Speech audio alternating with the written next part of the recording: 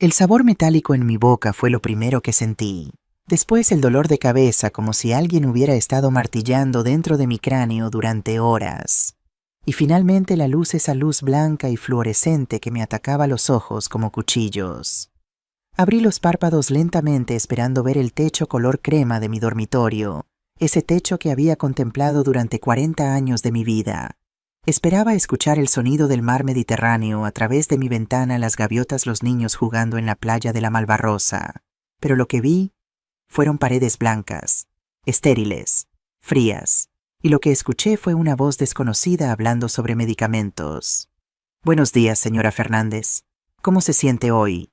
Me incorporé tan rápido que el mundo giró a mi alrededor. Una joven enfermera con el pelo negro recogido en una coleta se acercó con expresión preocupada. Llevaba una bata azul claro y una identificación que decía Rosa María García. ¿Dónde estoy? Mi voz sonó ronca como si no la hubiera usado en días. ¿Qué lugar es este? Está en el Centro de Salud Mental San Vicente Señora, en Valencia. Centro de Salud Mental. Las palabras cayeron sobre mí como un balde de agua helada. Un psiquiátrico. Estoy en un maldito psiquiátrico. La enfermera Rosa María me miró con una mezcla de compasión y profesionalidad. Por favor, cálmese. Lleva con nosotros 4 días. Su estado era preocupante cuando llegó. 4 días, intenté recordar. Rebusqué en mi memoria como quien revuelve un cajón oscuro buscando algo importante. Pero solo encontré fragmentos, la cara de mi hijo Javier, una paella que olía deliciosa, el sabor del vino tinto de Requena que me encanta. Y después nada, un vacío negro de 4 días completos. ¿Cómo llegué aquí? Pregunté, aunque algo dentro de mí ya temía la respuesta. Su hijo Javier Fernández. La trajo personalmente. Rosa María consultó una tablet que llevaba en las manos. Estaba muy angustiado. Dijo que usted había estado actuando de manera errática durante semanas, hablando sola, olvidando cosas importantes, saliendo de casa en mitad de la noche. Eso es mentira. Lo dije con tanta firmeza que la enfermera levantó la vista sorprendida. Señora Fernández, entiendo que esto es difícil de procesar, pero... Escúcheme bien. Me senté en el borde de la cama ignorando el mareo. Tengo 67 años. He trabajado como contable jefe durante 35 años. He manejado las finanzas de una empresa naviera que movía millones de euros. Y le aseguro que mi cabeza funciona perfectamente. Rosa María me observó durante un largo momento. Vi algo cambiar en sus ojos, un destello de... duda, curiosidad. El doctor Ramírez querrá verla antes de que reciba visitas. Es el protocolo. ¿Visitas? Mi hijo va a venir. Sí, esta tarde. Llama todos los días para preguntar por usted. Me recosté contra la almohada, sintiendo el peso de la situación aplastarme el pecho. Mi hijo, el niño que había criado sola desde que tenía 5 años cuando su padre nos abandonó por una mujer 20 años más joven. El niño por quien había trabajado dobles turnos, renunciado a vacaciones, sacrificado todo lo que una madre puede sacrificar. Ese mismo hijo me había encerrado en un psiquiátrico. ¿Puedo ver mis pertenencias?, pregunté. Mi bolso, mi teléfono. Sus objetos personales están en custodia. Es política del centro durante la fase de evaluación. Por supuesto. Sin teléfono, sin contacto con el exterior, sin manera de pedir ayuda. Estaba atrapada.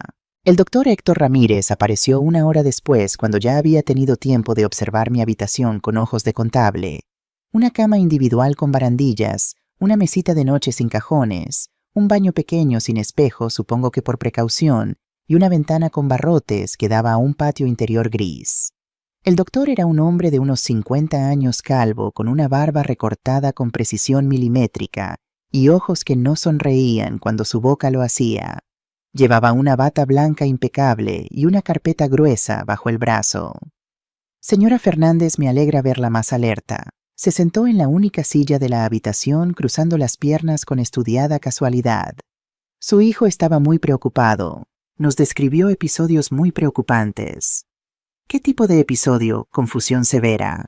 Llamadas telefónicas a las 3 de la mañana donde mencionaba a su difunto esposo como si estuviera vivo. Incidentes donde olvidaba apagar el gas de la cocina. Deambular por el jardín en camisón a medianoche. Cada acusación era una mentira. Una mentira cuidadosamente construida. Doctor, ¿le importaría decirme qué pruebas médicas me han realizado desde que llegué? La pregunta pareció sorprenderlo. Las pruebas estándar. Análisis de sangre, evaluación neurológica básica. ¿Y qué mostraron esos análisis? Ramírez consultó la carpeta. Nada anormal, pero eso no descarta deterioro cognitivo.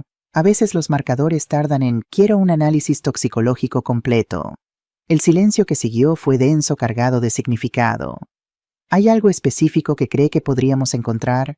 Le sostuve la mirada sin parpadear. Creo que mi confusión no era mental, doctor. Creo que era química. El doctor Ramírez escribió algo en mi expediente, pero su expresión había cambiado sutilmente. Ahora me miraba con más atención, como un jugador de ajedrez que de pronto se da cuenta de que su oponente no es tan inexperto como creía. «Ordenaremos los análisis», dijo finalmente. Mientras tanto, su hijo desea visitarla esta tarde. ¿Se siente preparada para recibirlo? ¿Preparada? ¿Cómo se prepara una madre para ver al hijo que posiblemente la ha drogado y encerrado? ¿Cómo se prepara el corazón para esa conversación? Sí, mentí. Estoy lista. Después de que el doctor se marchó, me quedé mirando el techo blanco durante largos minutos. Mi mente, esa mente que mi hijo creía haber destruido, comenzó a trabajar como lo había hecho durante 35 años de carrera profesional. Hechos. Javier me había traído aquí. Javier había contado mentiras sobre mi comportamiento. 4 días habían desaparecido de mi memoria. Sospecha los síntomas que describía: confusión, desorientación, pérdida de memoria, eran consistentes con sedantes. Benzodiazepinas, quizás. Pregunta ¿por qué? Y entonces recordé algo que me heló la sangre. Hace 3 semanas Javier había insistido en que firmara unos documentos. Solo papeles rutinarios, mamá, para simplificar las cosas por si algo te pasa. No recordaba exactamente qué había firmado, pero sí recordaba que después de esa cena había dormido 14 horas seguidas. Mi casa. Todo esto tenía que ver con mi casa. La propiedad en el Cabañal que había comprado hacía 40 años, cuando el barrio era modesto y los precios accesibles. La casa que ahora, gracias a la gentrificación y su ubicación cerca de la playa, valía más de 400.000 euros. Mi único activo real. El motivo perfecto para la traición. Mientras esperaba la visita de Javier, mi mente navegó hacia el pasado buscando respuestas en las aguas turbias de los recuerdos. Me llamo Claudia Fernández Ruiz. Nací en Valencia hace 67 años en un piso diminuto del barrio de Ruzafa, donde vivíamos 6 personas en 3 habitaciones. Mi padre era pescador, mi madre costurera. Aprendí pronto que en esta vida nadie te regala nada. Estudié contabilidad mientras trabajaba de camarera los fines de semana. Me casé con Ernesto a los 23 años, un hombre bueno mecánico de barcos, con las manos siempre manchadas de grasa y el corazón limpio como agua de manantial. Tuvimos a Javier cuando yo tenía 25, y cuando Javier cumplió 5 años, Ernesto conoció a una alemana rubia en el puerto. 3 meses después se había mudado a Hamburgo, y yo era madre soltera con un crío y una hipoteca. Pero no me rendí. Nunca me he rendido. Trabajé como contable en 3 empresas diferentes hasta que conseguí el puesto en Naviera Mediterránea. Empecé llevando las cuentas menores y terminé siendo la jefa del departamento financiero. Durante 30 años manejé presupuestos de millones de euros sin cometer un solo error grave. Mientras tanto crié a Javier. Lo llevé al colegio cada mañana, le ayudé con los deberes cada noche. Pagué su universidad, sus libros, su primer coche. Cuando se casó con Lucía, pagué la mitad de la boda porque los padres de ella, los Vega, con su dinero nuevo de inmobiliaria, consideraban que era lo tradicional. Cuando Ernesto murió hace 15 años, un infarto, ironías de la vida, murió solo en aquel piso de Hamburgo, heredé una pequeña cantidad que usé para renovar mi casa. No por codicia, sino porque esa casa era mi refugio, mi logro, la prueba física de que una mujer sola podía construir algo sólido en este mundo. Y ahora mi hijo quería quitármela. Los recuerdos de las últimas semanas comenzaron a emerger, fragmentarios pero reveladores. Hace 2 meses Javier perdió su trabajo en una constructora. Llegó a mi casa con los ojos rojos y la voz temblorosa. «Mamá, necesito 30.000 euros. Es temporal, te los devuelvo en 6 meses». Le di el dinero sin preguntar demasiado. Era mi hijo. Después empezaron las visitas frecuentes.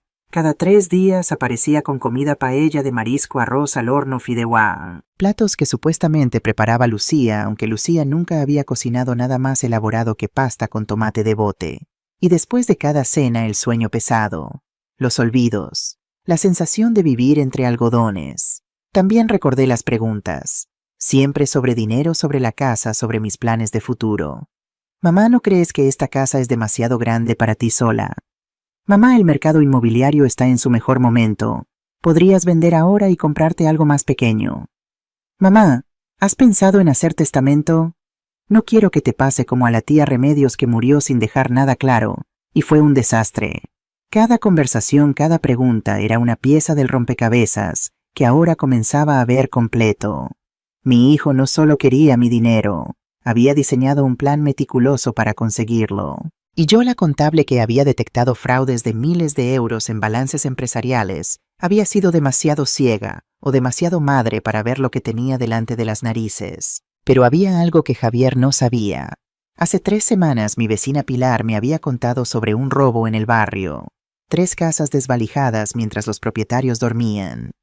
Deberías poner cámaras, Claudia, me había dicho mientras tomábamos horchata en su terraza. Mi sobrino vende unas muy discretas con almacenamiento en la nube, así si pasa algo tienes pruebas. Lo hice más por tranquilizarla que por convicción. El sobrino de Pilar instaló 2 cámaras, una en el salón, otra en la cocina, pequeñas, casi invisibles, conectadas a una aplicación en mi móvil. Si las cámaras seguían funcionando, tendrían grabado todo lo que había pasado en mi casa durante estas semanas. Cada visita de Javier, cada comida sospechosa, cada documento firmado bajo los efectos de las drogas. El problema era que mi móvil estaba confiscado y yo estaba encerrada en un psiquiátrico. Pero la esperanza, pequeña y terca como una semilla entre el cemento, comenzó a germinar en mi pecho. Si podía salir de aquí, si podía acceder a esas grabaciones, entonces tendría pruebas, y con pruebas tendría poder. A las 6:30 de la tarde, la puerta de mi habitación se abrió y entró el hombre que había llevado en mi vientre durante 9 meses. Javier había envejecido desde la última vez que lo vi con claridad. Tenía 44 años, pero parecía de 50. Las ojeras profundas, el pelo canoso en las sienes, la delgadez nerviosa de quien no duerme bien por las noches. Llevaba una camisa azul arrugada y vaqueros que le quedaban grandes. Mamá, su voz sonó ronca mientras cruzaba la habitación. Gracias a Dios que estás mejor. Me abrazó y tuve que hacer un esfuerzo sobrehumano para no apartarme. Olía a sudor viejo y a colonia barata, como si hubiera intentado disimular días sin ducharse. Siéntate, Javier. Se sentó en el borde de la cama tomando mi mano entre las suyas.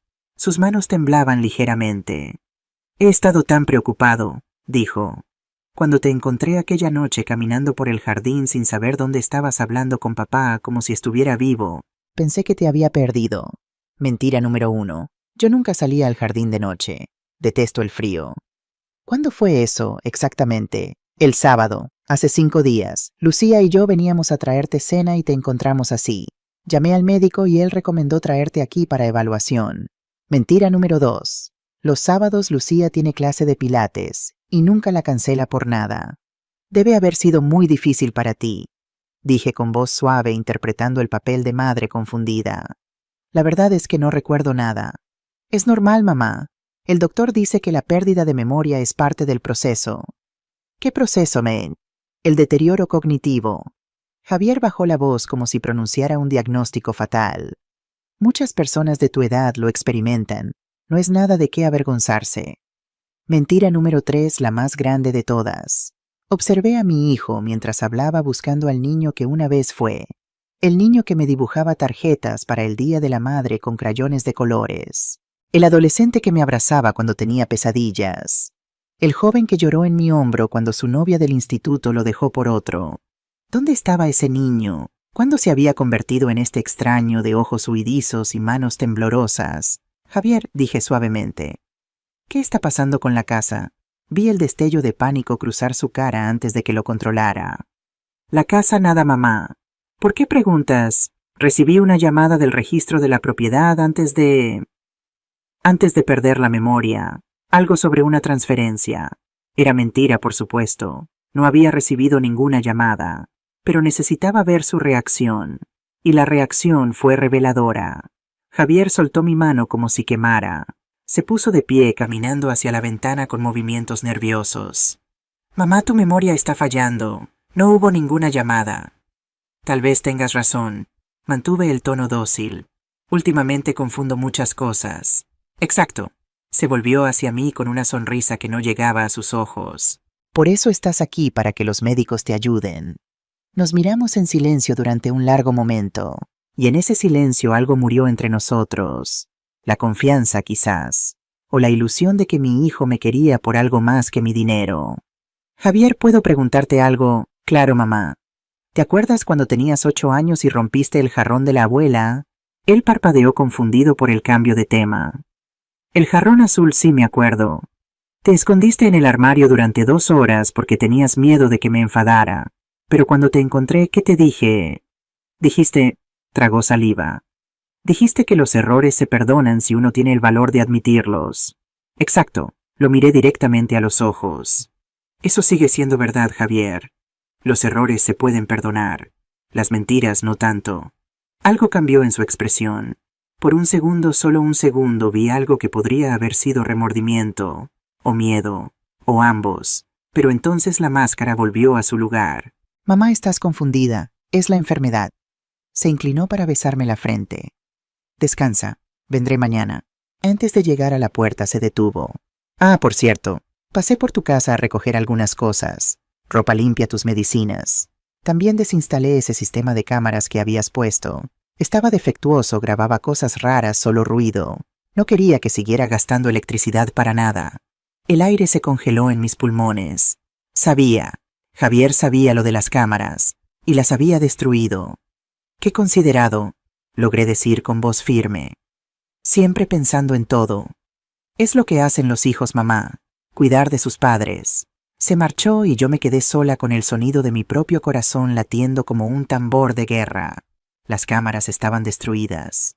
Mi principal esperanza de obtener pruebas había desaparecido. Pero mientras miraba la puerta por donde había salido mi hijo, algo se endureció dentro de mí. Algo que no había sentido en años. Rabia. Una rabia fría, calculadora, paciente. Javier creía que había ganado. Creía que su madre vieja y confundida era una presa fácil.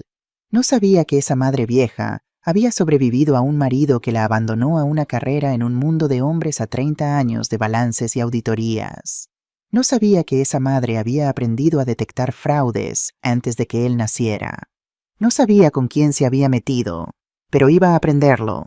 Los 3 días siguientes fueron un infierno de rutinas hospitalarias y sonrisas falsas. Cada mañana Rosa María venía a tomarme las constantes vitales.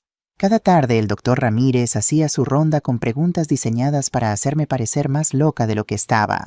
Cada noche una enfermera diferente me traía pastillas que yo fingía tomar y luego escupía en el váter. No estaba dispuesta a seguir siendo drogada, pero mientras jugaba el papel de paciente dócil, mi mente trabajaba sin descanso. Necesitaba 3 cosas para salir de esta situación: un abogado que impugnara mi internamiento, pruebas de que había sido drogada y contacto con el mundo exterior. Las 3 parecían imposibles desde mi celda de paredes blancas, hasta que Rosa María me dio una oportunidad. Era el 3er día, domingo por la mañana. La enfermera entró con mi desayuno, café aguado y tostadas blandas, y se quedó más tiempo del habitual ordenando la habitación mientras yo comía. Señora Fernández, dijo finalmente sin mirarme directamente, llevo 5 años trabajando aquí. He visto muchos pacientes con demencia senil, con Alzheimer, con todo tipo de deterioro cognitivo. Y usted no se parece a ninguno de ellos. El corazón me dio un vuelco, pero mantuve la expresión neutra. ¿Qué quiere decir? Rosa María se acercó a mi cama bajando la voz hasta convertirla en un susurro. Los pacientes con deterioro real tienen dificultades consistentes. Olvidan nombres, repiten preguntas, pierden el hilo de las conversaciones. Pero usted recuerda cada detalle de nuestras charlas. Hace preguntas lógicas estructuradas. Su vocabulario es rico, su razonamiento impecable. Tal vez tengo días buenos. Tiene todos los días buenos, señora. Todos los días es usted perfectamente lúcida. Rosa María miró hacia la puerta para asegurarse de que estaba cerrada. Y hay algo más. Creí. El doctor Ramírez, él recibe pacientes especiales a veces. Pacientes cuyos familiares pagan para que los mantenga aquí un tiempo. Las palabras cayeron como piedras en agua quieta. ¿Está diciendo que mi hijo paga para tenerme encerrada? No estoy diciendo nada. Rosa María se enderezó volviendo a su postura profesional. Solo observo cosas. Y observo que hay ancianos aquí que no deberían estar. Ancianos con casas valiosas y familiares impacientes. Nos miramos en silencio. Dos mujeres evaluándose mutuamente. ¿Por qué me cuenta esto? Porque tengo abuela. Rosa María sonrió por primera vez. Y me gustaría pensar que si alguien intentara hacerle esto a ella, habría alguna persona dispuesta a ayudarla.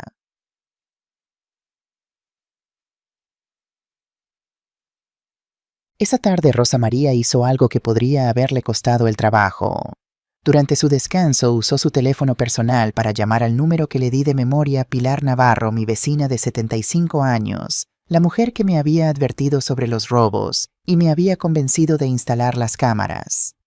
Claudia, Dios mío, Claudia. La voz de Pilar sonó distorsionada a través del altavoz. He estado tan preocupada.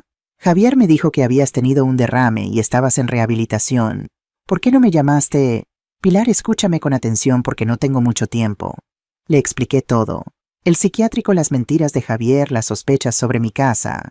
Pilar escuchó en silencio, solo interrumpiendo ocasionalmente con exclamaciones de horror. Ese desgraciado, murmuró cuando terminé. Sabía que algo no cuadraba. La semana pasada había un hombre con Javier midiendo tu jardín. Me dijeron que era un jardinero, pero llevaba traje y corbata. ¿Qué jardinero lleva corbata, ti? El estómago se me encogió. Pilar, necesito que hagas dos cosas por mí. Lo que sea, cariño. Primero contacta con Antonio Martínez. Es abogado, el mejor amigo de mi difunto esposo Ernesto. Su bufete está en la calle Colón. Explícale la situación y dile que necesito ayuda legal urgente. Hecho. Y lo segundo, las cámaras que instaló tu sobrino. Javier dice que las desconectó, pero tu sobrino me explicó que había un backup automático en la nube. ¿Podrías preguntarle si es posible acceder a esas grabaciones? Un silencio esperanzador. El chico vive en Gandía, pero lo llamo ahora mismo. Si hay algo grabado, lo encontramos. Pilar, ten cuidado. No hables con nadie más sobre esto. Si Javier se entera de que tengo aliados, ¿Podría qué? Internarme a mí también. Pilar soltó una risa seca. Que lo intente. Tengo 3 hijos y 8 nietos que armarían la de Dios es Cristo si alguien me toca un pelo. No te preocupes por mí, Claudia. Preocúpate de aguantar hasta que te saquemos de ahí. Después de colgar, Rosa María guardó su teléfono con manos ligeramente temblorosas. Señora Fernández, si alguien se entera de que hice esto, nadie se enterará. Le tomé la mano apretándola con gratitud. Rosa María, no sé cómo agradecértelo. Sáqueme de aquí, no me lo tiene que agradecer. Es decir, no me lo agradezca. Se corrigió rápidamente. Solo haga lo que tenga que hacer para recuperar su vida. Esa noche, por primera vez en días, dormí sin pesadillas. Pero la esperanza duró poco. Al día siguiente, lunes, el doctor Ramírez vino a mi habitación con expresión seria. Señora Fernández, tengo los resultados de su análisis toxicológico. Me incorporé en la cama sintiendo el corazón acelerarse. Y encontramos rastros de benzodiazepinas en su sangre, específicamente lorazepam. Ahí estaba, la prueba de que me habían drogado. ¿Y qué significa eso, doctor? Ramírez suspiró cerrando la carpeta. Podría significar muchas cosas. El lorazepam se usa comúnmente como ansiolítico. Es posible que usted misma lo tomara para la ansiedad y no lo recuerde. Yo nunca he tomado ansiolíticos en mi vida. Señora, con el deterioro cognitivo es común que los pacientes olviden medicaciones que han tomado. Su tono era condescendiente, como si hablara con una niña. He hablado con su hijo y él confirma que usted tenía problemas para dormir. Es posible que un médico le recetara algo y usted no lo recuerde. La frustración me quemó la garganta. Doctor Ramírez, alguien me drogó sin mi consentimiento. Esas sustancias explican la pérdida de memoria y la confusión. ¿No le parece una coincidencia sospechosa? Le parece una coincidencia porque su mente busca explicaciones para una situación que le resulta difícil de aceptar. Ramírez se levantó guardando la carpeta bajo el brazo. Es muy común en pacientes en su condición.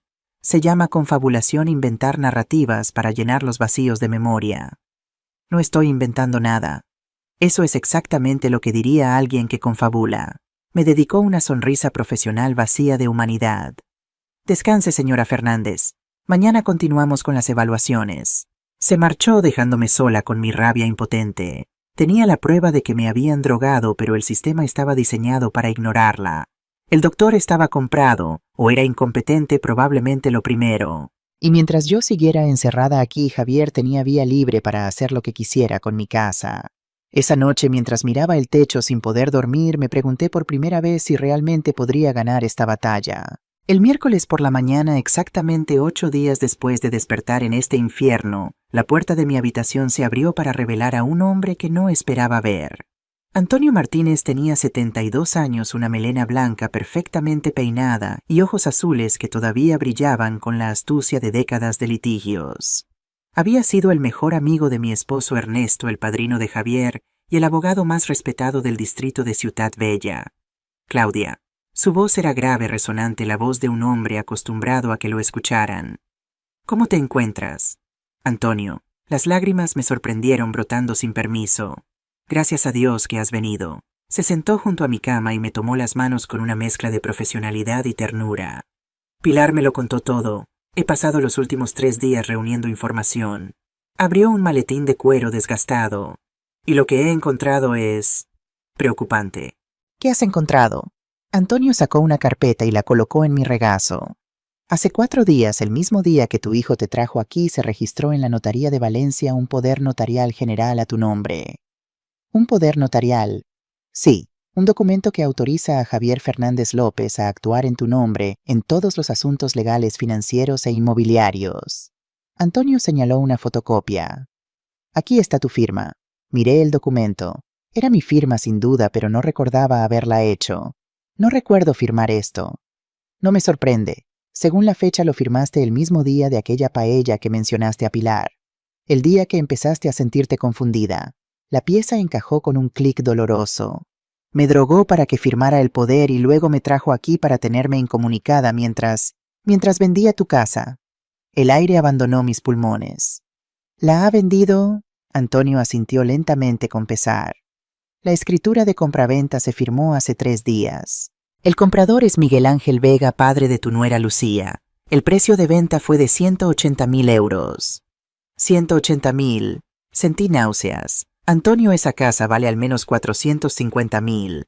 Tiene vista al mar, está en plena zona de revalorización. Lo sé.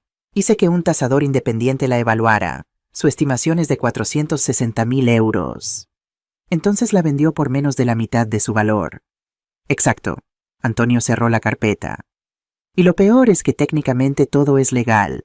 Tenías firmado un poder notarial que autorizaba la venta.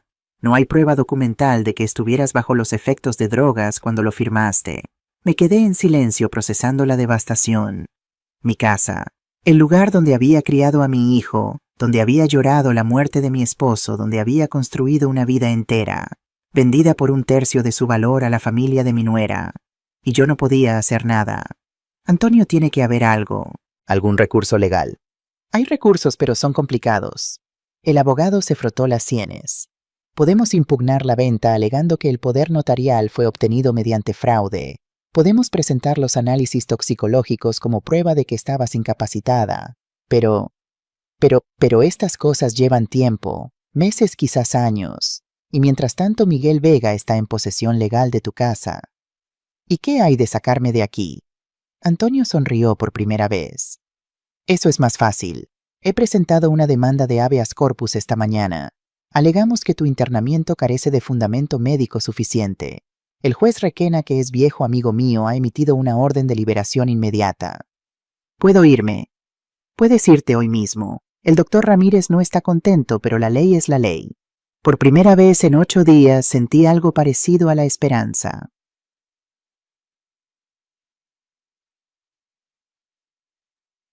Dos horas después estaba de pie frente al Centro de Salud Mental San Vicente, con una bolsa de plástico conteniendo mis pertenencias, ropa arrugada, mi bolso vacío sin dinero, ni tarjetas que habían desaparecido misteriosamente, y mi teléfono móvil con la batería muerta. El sol de Valencia me golpeó la cara como un beso de bienvenida. El aire olía a mar y a naranjos, el olor de mi ciudad, el olor de la libertad. Pero la libertad era amarga. Antonio me esperaba junto a su coche, un Mercedes antiguo que había tenido desde antes de que yo me casara. ¿A dónde quieres ir, Claudia? La respuesta obvia era a mi casa, pero mi casa ya no era mía. A casa de Pilar, dije finalmente. No tengo otro lugar. El camino desde el hospital hasta el Cabañal tomó 20 minutos. 20 minutos en los que vi mi ciudad como si fuera la primera vez. Las palmeras de la Alameda, la silueta de la ciudad de las artes y las ciencias, el azul imposible del Mediterráneo.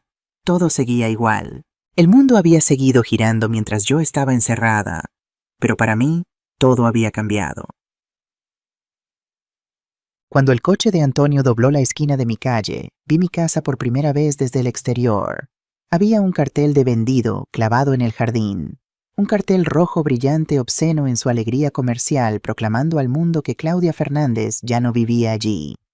«Para ahí», le dije a Antonio. «Para el coche».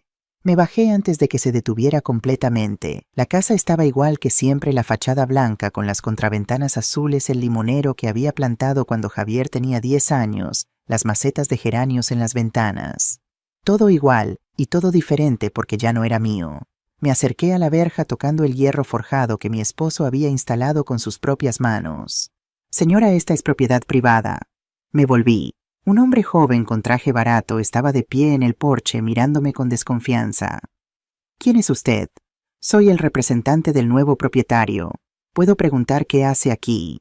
Viví en esta casa 40 años». El hombre no pareció impresionado.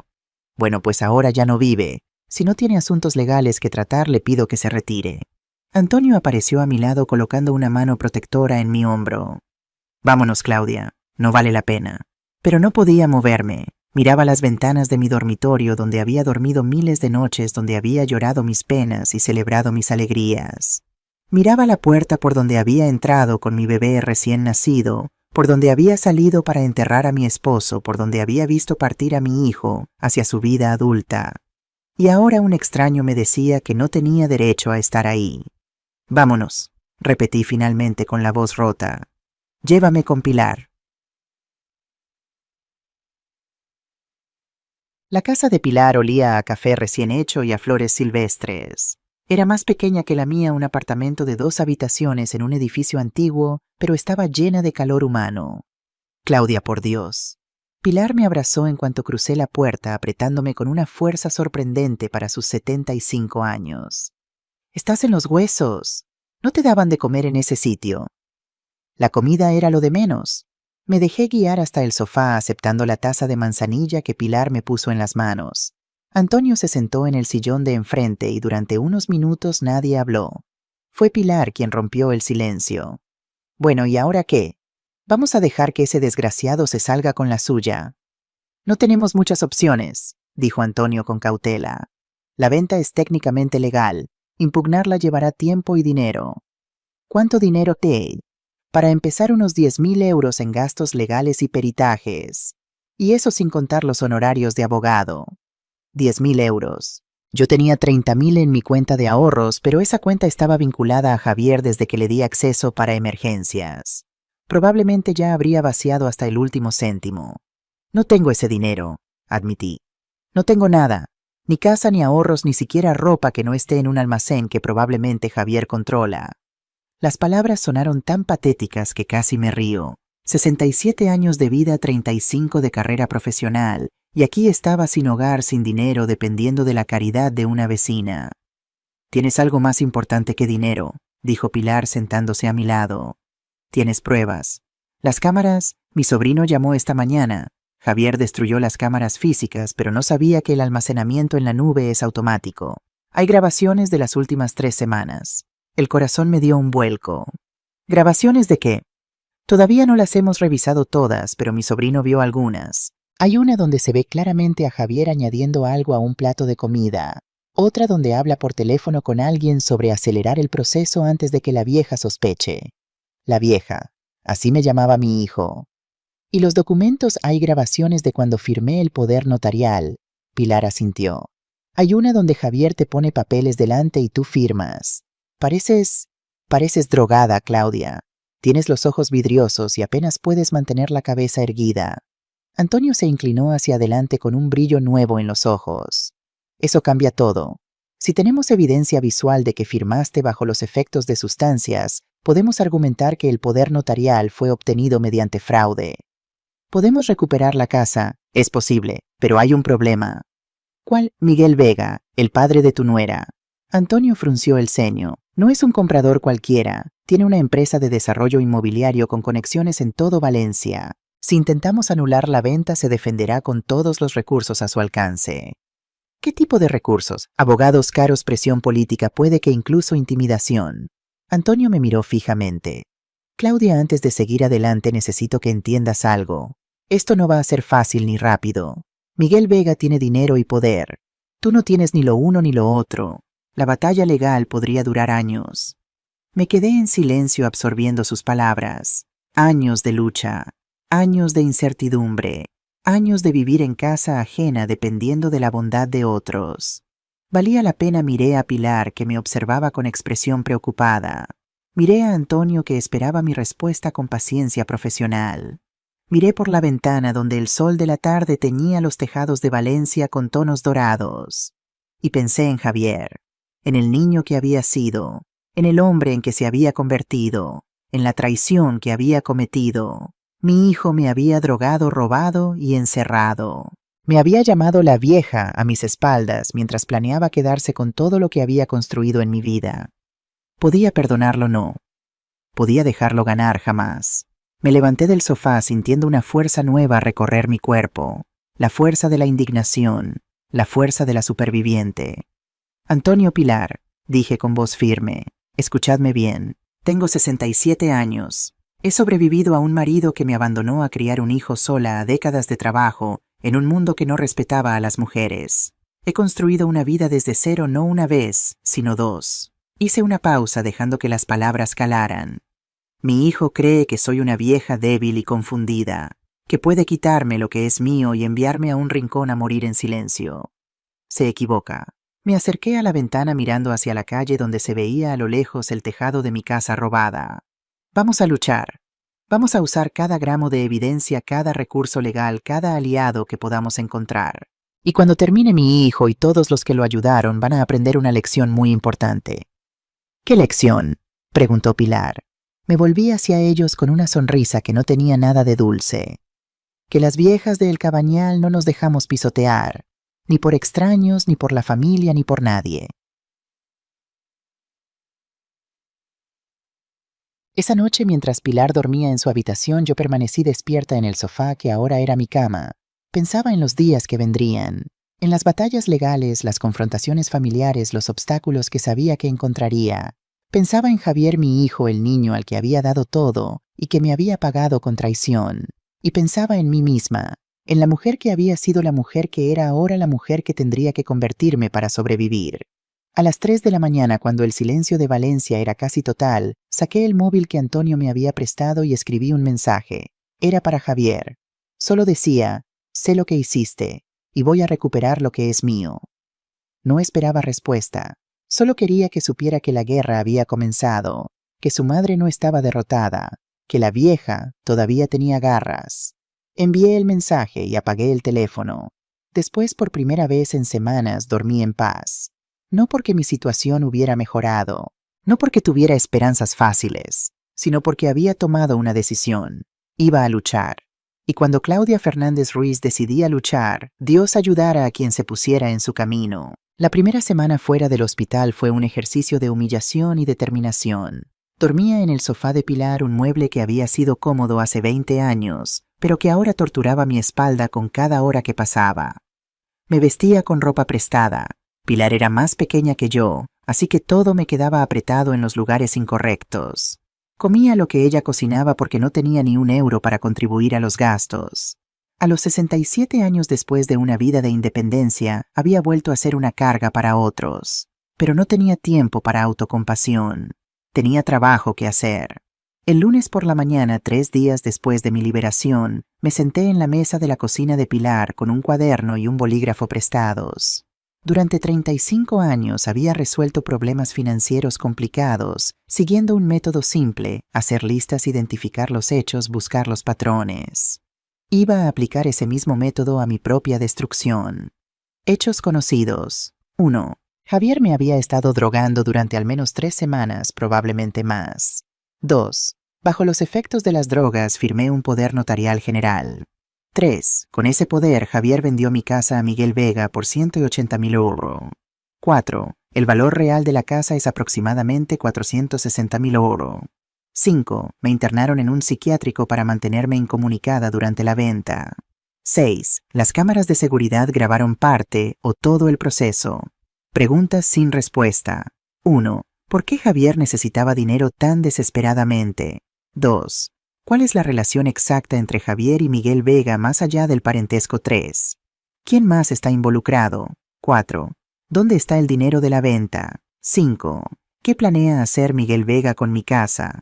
Miré la lista durante largos minutos. Los hechos eran devastadores, pero las preguntas eran las que realmente importaban, porque las respuestas a esas preguntas determinarían mi estrategia. Esa misma mañana, acompañada por Antonio, fui al banco. No a cualquier banco, sino a la sucursal del Santander, donde tenía mi cuenta de ahorros desde hacía 30 años. La misma cuenta a la que hace 5 años había añadido a Javier como titular secundario, por si me pasaba algo. Error. Error monumental. La directora de la sucursal, una mujer de unos 40 años, con un traje gris impecable, me recibió en su despacho con expresión incómoda. Señora Fernández, me alegro de verla. Habíamos oído que estaba indispuesta. Estoy perfectamente, gracias. Quisiera revisar los movimientos de mi cuenta de los últimos 2 meses. La directora intercambió una mirada nerviosa con Antonio. Por supuesto, aunque debo informarle de que ha habido actividad reciente. Me entregó un extracto impreso. Lo leí con el corazón hundiéndose cada línea. Hace 6 semanas, retirada de 5,000 euros, autorizado por Javier Fernández. Hace 5 semanas, retirada de 8,000 euros. Autorizado por Javier Fernández. Hace 4 semanas, transferencia de 15,000 euros a cuenta desconocida. Autorizado por Javier Fernández. Hace 3 semanas, retirada del saldo restante 2,347 euros. Autorizado por Javier Fernández. Mi cuenta estaba vacía. Completamente vacía. 30,000 euros de ahorros. Desaparecidos. ¿Por qué no me notificaron estas retiradas?, pregunté manteniendo la voz firme a pesar del temblor interno. Señora, su hijo es cotitular de la cuenta. Tiene autorización legal para realizar movimientos. Pero estas cantidades, alguien debería haber verificado. La directora bajó la mirada. Entiendo su frustración, pero el protocolo se siguió correctamente. Si desea presentar una reclamación formal... Lo haremos, interrumpió Antonio. Y también queremos un registro completo de todas las transacciones, incluyendo los destinos de las transferencias. Salimos del banco 1 hora después con una carpeta llena de documentos y un nudo en el estómago que no se iba. Javier no solo había robado mi casa, había vaciado mi cuenta bancaria primero, dejándome sin recursos para defenderme. El plan había sido meticuloso, perfecto en su crueldad, y yo había sido demasiado ciega para verlo. La siguiente parada fue el registro de la propiedad. El edificio, un inmueble antiguo cerca del centro histórico, olía a papel viejo y a burocracia. Antonio conocía a medio personal, lo que aceleró el proceso de obtener copias de todos los documentos relacionados con la venta de mi casa. Lo que encontramos fue peor de lo que esperábamos. El contrato de compraventa incluía cláusulas que yo nunca habría aceptado en mi sano juicio. Una cláusula de compra en el estado actual, que eximía al comprador de cualquier responsabilidad por defectos ocultos. Una cláusula que me prohibía impugnar la venta durante un período de 5 años. Una cláusula que cedía todos los derechos sobre los muebles y enseres de la propiedad. Todo lo que tenía, incluyendo las fotos de mi esposo, los recuerdos de 40 años de vida, los muebles que habíamos comprado juntos. Todo pertenecía ahora a Miguel Vega. Esto es monstruoso, murmuré mientras leía. ¿Es legal?, dijo Antonio con expresión sombría. Inmoral, pero legal. Siempre y cuando el vendedor haya firmado voluntariamente. Pero yo no firmé voluntariamente. Estaba drogada. Lo sabemos, y tenemos que probarlo. Seguimos revisando documentos hasta que encontramos algo interesante. El poder notarial que había firmado ese documento que le daba a Javier control total sobre mis propiedades había sido redactado no por un notario cualquiera, sino por Fernando Solís. ¿Quién es Fernando Solís?, pregunté. Antonio frunció el ceño. Un abogado, especialista en derecho inmobiliario. Hizo una pausa. También es conocido por trabajar con clientes cuestionables. ¿Qué tipo de cliente? El tipo que necesita hacer transacciones rápidas sin demasiadas preguntas. Apunté el nombre en mi cuaderno. Fernando Solís. Otro nombre para investigar. La última parada del día fue la notaría donde supuestamente había firmado el poder. El notario, un hombre mayor con gafas de montura gruesa, nos recibió con evidente incomodidad. Señora Fernández, qué sorpresa. Su hijo me dijo que estaba recuperándose. Estoy perfectamente recuperada, gracias. Quisiera ver el video de la firma del poder notarial. El notario palideció. Video. Según la legislación vigente, todas las firmas de documentos importantes deben ser grabadas para verificar la voluntariedad del firmante. ¿No es así? Un silencio largo y revelador.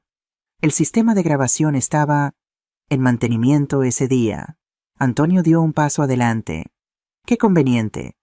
Y los testigos que verificaron la identidad y lucidez de la señora Fernández. Los testigos fueron el propio señor Javier Fernández y el abogado Fernando Solís, mi hijo y su cómplice, los únicos testigos de mi supuesta firma voluntaria. Esto es irregular, dijo Antonio con voz cortante. Muy irregular. Todo se hizo según el protocolo, insistió el notario, pero el sudor en su frente contaba una historia diferente. Si tienen alguna queja, pueden presentarla ante el Colegio de Notarios. Salimos de la notaría con otra pieza del rompecabezas. Javier no había actuado solo. Tenía ayuda profesional. Un abogado que redactó los documentos, un notario que miró hacia otro lado, un comprador que pagó menos de la mitad del valor real. Era una red de complicidad. Y yo estaba empezando a ver sus contornos. Esa noche, mientras Pilar preparaba la cena, me senté con mi cuaderno y actualicé mis listas. Cómplices identificados. 1. Fernando Solís, abogado, redactó el poder notarial. 2. El notario, nombre por confirmar, permitió la firma sin verificación adecuada. 3. Miguel Vega, comprador, padre de Lucía. 4. Lucía, involucrada, probable. 5. Doctor Ramírez, recibió dinero para mantenerme internada. Recursos disponibles. 1. Grabaciones de las cámaras de seguridad en la nube. 2. Análisis toxicológico que muestra benzodiazepinas. 3. Documentos que prueban irregularidades en la venta. 4. Antonio Martínez como abogado, recursos necesarios. 1. Dinero para gastos legales. 2. Más pruebas del fraude. 3. Aliados dentro del sistema. 4. Tiempo. Miré la lista durante largo rato. Tenía algunas cartas, pero mis oponentes tenían más. Tenían dinero, conexiones y el tiempo estaba de su lado. Cuanto más pasara, más difícil sería revertir la venta. Necesitaba un golpe de efecto. Algo que cambiara el equilibrio de poder. Y entonces recordé algo que Antonio había mencionado de pasada. Miguel Vega tiene una empresa de desarrollo inmobiliario. ¿Por qué un empresario inmobiliario compraría una sola casa en el Cabañal por debajo de precio? La respuesta era obvia cuando lo pensabas. No quería solo mi casa, quería todo el barrio. Y si estaba comprando múltiples propiedades, probablemente había más víctimas como yo. Víctimas que podrían convertirse en aliadas. Una semana después de mi liberación, Antonio me presentó a un hombre que prometía ser la solución a todos mis problemas. Fernando Solís. Sí, el mismo Fernando Solís que había redactado mi poder notarial. El mismo que Antonio aparentemente no había conectado con mi caso hasta después de la presentación. Claudia, este es el licenciado Solís. Es especialista en derecho inmobiliario y tiene experiencia en casos de fraude contra personas mayores. Solís era un hombre de unos 55 años con el pelo canoso peinado hacia atrás y una sonrisa que mostraba dientes demasiado blancos para ser naturales. Vestía un traje caro y llevaba un reloj que probablemente costaba más que todo lo que yo poseía ahora. Señora Fernández, es un placer conocerla. Su apretón de manos fue firme, profesional. Antonio me ha contado su terrible situación.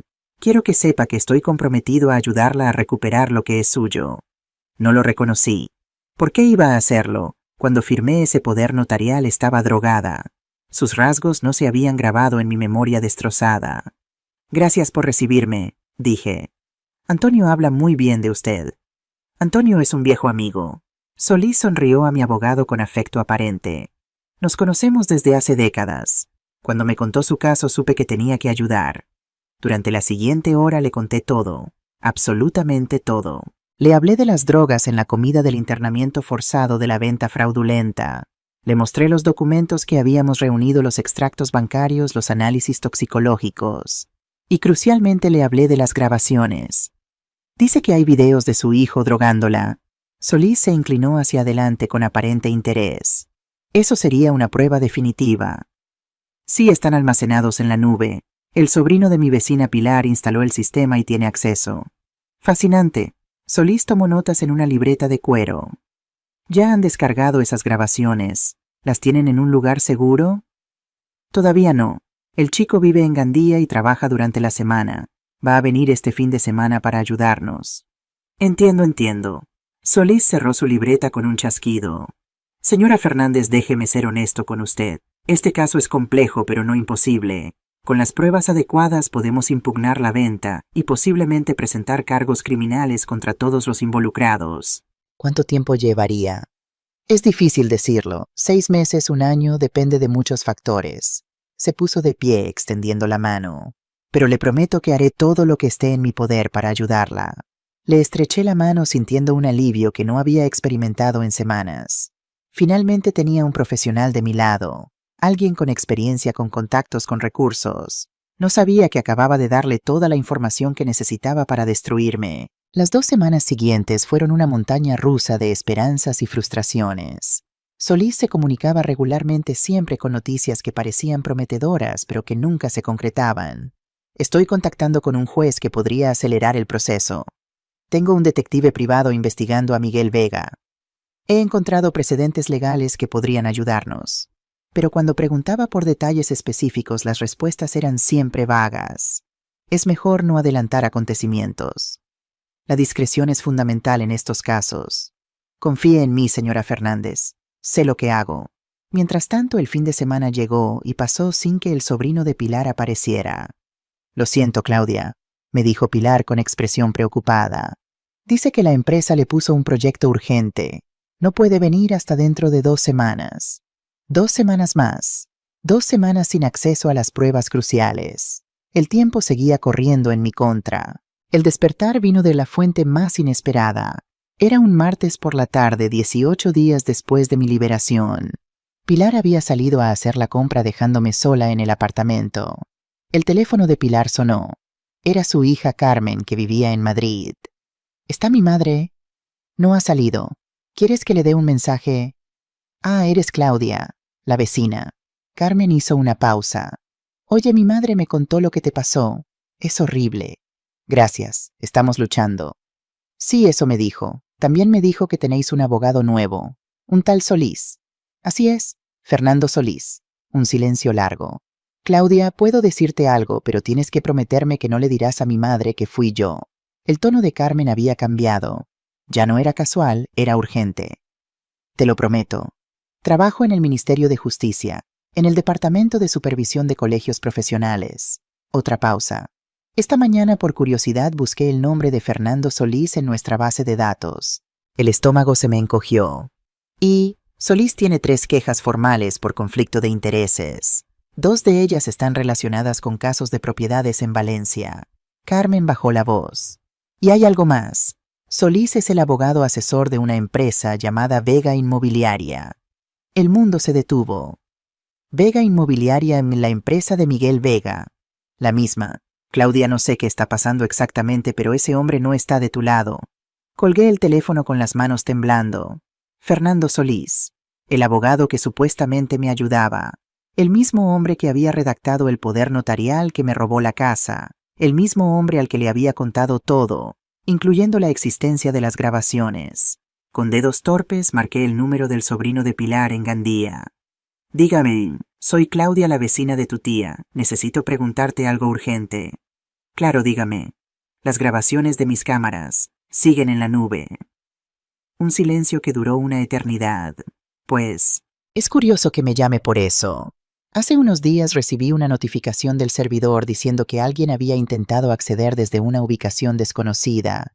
Cambié la contraseña inmediatamente, pero algunas grabaciones ya habían sido eliminadas, las más recientes.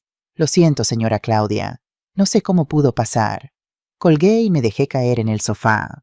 Solís. Había sido Solís. Le había dado toda la información que necesitaba, la existencia de las grabaciones, el nombre del servidor, incluso el hecho de que el sobrino de Pilar tenía acceso. Y ahora las pruebas más importantes, las que mostraban a Javier drogándome, las que documentaban la firma del poder, habían desaparecido. Había cometido el error más estúpido de mi vida. Había confiado en el enemigo. Cuando Pilar volvió de la compra me encontró llorando en el sofá. No lágrimas silenciosas de dignidad herida, lágrimas feas ruidosas de derrota total. Claudia, por Dios, ¿qué ha pasado? Le conté todo entre sollozos. Solís, las grabaciones eliminadas, la traición. Pilar escuchó en silencio, su cara endureciéndose con cada palabra. Hijo de puta, dijo finalmente con una vulgaridad que nunca le había oído usar. Hijo de la grandísima puta. He perdido, Pilar. Sin esas grabaciones no tengo nada. No digas eso. Es la verdad. Las grabaciones eran mi única prueba sólida. Sin ellas es mi palabra contra la de todos los demás. Pilar se sentó a mi lado tomándome las manos con firmeza. Escúchame bien, Claudia Fernández. Te conozco desde hace 40 años. He visto cómo criaste a tu hijo sola, cómo trabajaste como una mula, para darle todo, cómo te levantaste cada vez que la vida te tiraba al suelo. Esto es diferente. No es diferente. Es más difícil, pero no es diferente. Pilar me miró a los ojos. ¿Te acuerdas de cuando Ernesto te dejó? Tenías 25 años, un niño pequeño y ni un duro. Todos pensaban que volverías con tu madre, que te rendirías. No me rendí. Exacto. No te rendiste entonces y no te vas a rendir ahora. Pilar se levantó caminando hacia la ventana. Además, ese cabrón de Solís no es tan listo como cree. ¿Qué quieres decir? Mi sobrino es informático, Claudia. Trabaja para una empresa de ciberseguridad. Cuando instaló tus cámaras, configuró un sistema de backup redundante. ¿Qué significa eso? Significa que hay copias de seguridad en un segundo servidor. Un servidor que solo él conoce. Pilar sonrió una sonrisa lobuna. Solís eliminó las grabaciones del servidor principal, pero las copias siguen ahí. El corazón me dio un vuelco. ¿Estás segura? Acabo de hablar con mi sobrino mientras hacía la compra. Me llamó para contarme lo del intento de hackeo. Le pregunté por los backups y me confirmó que están intactos. Las lágrimas seguían en mis mejillas, pero ahora eran de otra cosa. Alivio. Esperanza renacida. Pilar, eres un ángel. Soy una vieja cabreada. Pilar me pasó un pañuelo. Ahora sécate esas lágrimas y vamos a pensar en nuestro próximo movimiento, porque si Solís trabaja para el enemigo necesitamos encontrar aliados de verdad. Me sequé la cara sintiendo la determinación volver a encenderse en mi pecho. Había perdido una batalla, pero la guerra continuaba, y esta vez iba a ser más cuidadosa con mi confianza.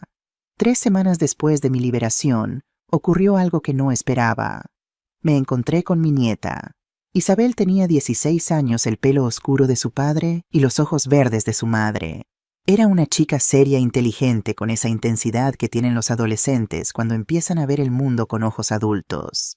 La encontré por casualidad en el mercado central donde había ido con Pilar a comprar verduras. Estaba sola mirando los puestos de fruta con expresión perdida.